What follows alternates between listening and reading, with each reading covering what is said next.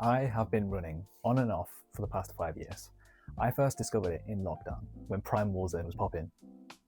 Anyone who used to play Rebirth Island will know what I'm just chatting about. Such a goated game. I made real progress early on, built up some momentum, then shin splints. This happened for a number of reasons. I think it was solely down to run form, poor running trainers, and just overall not great technique. And I never had the money to invest in proper running trainers, so I ended up quitting. The next 4 to 5 years, I kept yo-yoing between feeling good, getting good momentum, and quitting as it got harder. I then made a commitment. I said I will not stop until I run a 5K. Then I did. So my first exposure to running was in 2020. So this was in peak lockdown times. So I think lockdown started in March 2020, and a couple of weeks into that, I was very, very bored, and I had a lot of time on my hands and just spent the bulk of it gaming. But with that other time, this is when I wanted to start a habit and just try something new. So I juggled around a couple of ideas, started walking, and it was all right. Just wasn't that stimulating. I mean, overall, it's a good thing to do for just general health, but what really did it for me was starting running, and I think I found it through YouTube videos I'd seen online of people doing lockdown runs, and I thought, you know what, fuck it, I'll give it a go, just see what happens. So I went on my first run, and it was probably the worst thing I've ever done. I had no clue how to just engineer a run. I had no clue about anything to do with running. Literally everything that could have went wrong. Let's just put it simply.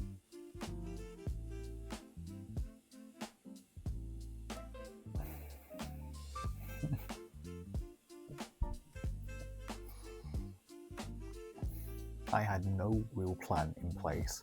I literally just winged it, and I ran for about 2 minutes, and then I literally died. I could not run anymore. I went full pelt, pretty much sprinted, and then gave up after 2 minutes because I realized there's levels to this shit, and I had no idea what I was doing. And after that run, I can't even call it a run, it was more of a sprint really. I was cooked for about a week after that, and I think what happened was, I don't want to say I pulled a muscle, but my body was in tatters for like a week after that because I hadn't done any warming up. I did no preparation. I had no idea what I was doing. I kind of just went for the run, winged it, and completely butchered my body. And I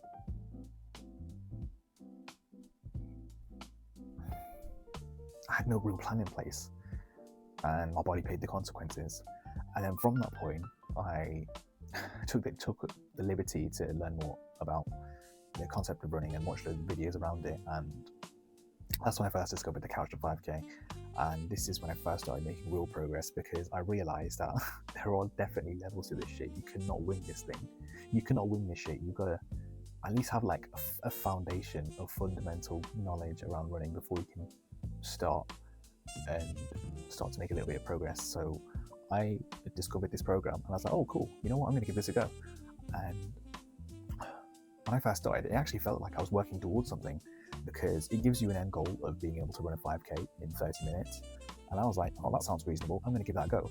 And so I did it for the first few weeks, and I always documented all my runs at the time, and I'd always send screenshots back and forth to my friend to be like, oh look, I went on this run, look at this screenshot. And that's kind of how I kept in touch, and they would always keep me in check. And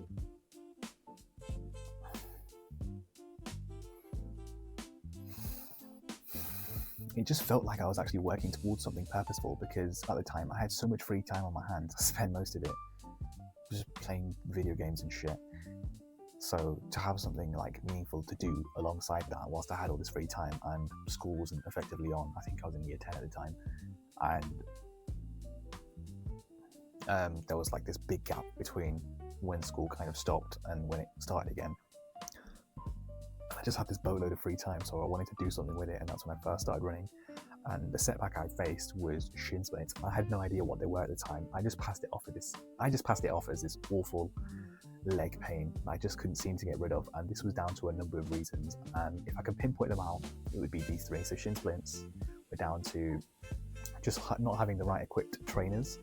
2, I didn't have great running form, and also my technique wasn't great either. So those 3 combined made what is the runner's most, I would say, one of the worst pains you could get as you're first starting running, which is shin splints.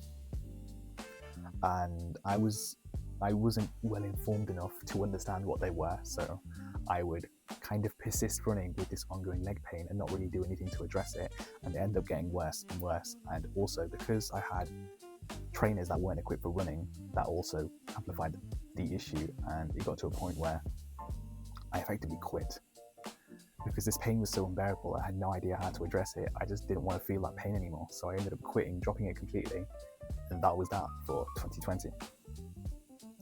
Since then, I've been running on and off for the past 5 years. I'd go on some runs, but I'd never really stay consistent. I'd always quit before it gets serious. Anytime my runs would get harder, I would end up either stopping, slowing down, or just completely quitting. I don't know what it is, but my mind just could not cope with the fact that in order to make progress, things will have to get harder. I think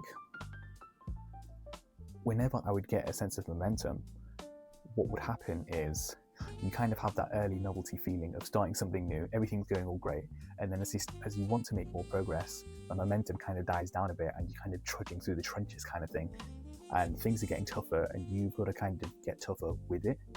But if you kind of don't have that growth mentality, it's quite tough to stick it through when things are not going your way.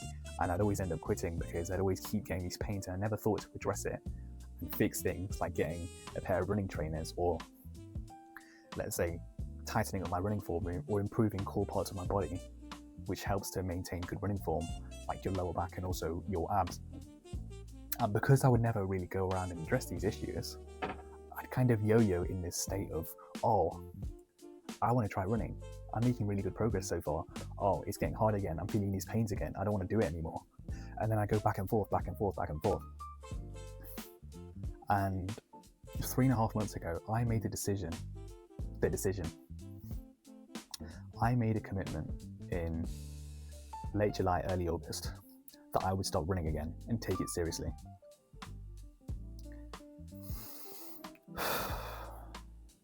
My whole premise was to stay locked in and stay consistent and see my goal all the way through to the end, which was to run a 5K, which I ended up doing in 3.5 months. So from August 25, 3.5 months later, I think, or it might have been a bit longer, I ran my first 5K. And this was down to a number of things.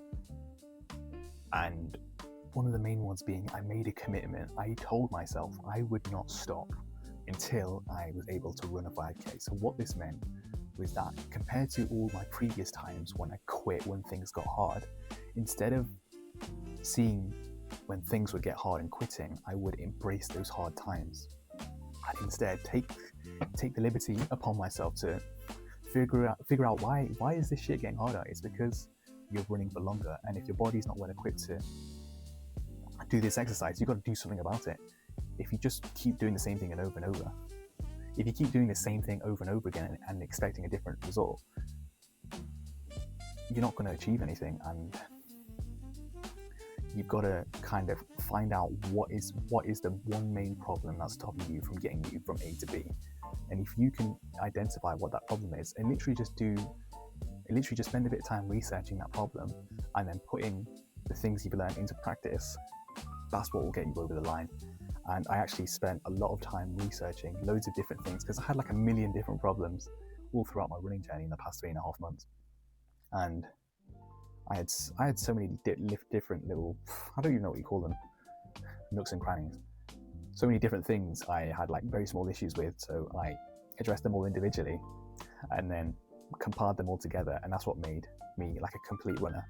I wouldn't say I'm a complete runner by any means, but I'm a more competent runner than I was 3.5 months ago because I put all these things together. I put hours of research and trial and error to figure out what things were working, what things weren't, and then I was able to overcome this defeatist mentality, and I was able to run my first 5K.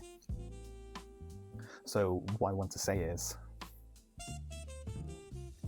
in order to go from on and off running to running your first 5K, the whole premise is just to stay consistent. You've got to make it achievable for you. During this season of life, when I committed myself to running, I averaged 2 to 3 runs a week. I set a program and schedule out for myself. I always stuck to it as close as I could. I missed runs, definitely. I went slow. I stopped a lot, but I always stuck to the program.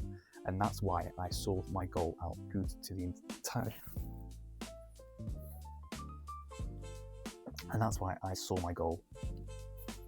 That's why I saw my goal all the way out through to the end. So you just got to stay consistent and embrace those hard times, because they will come. And as long as you do those things, you will see success.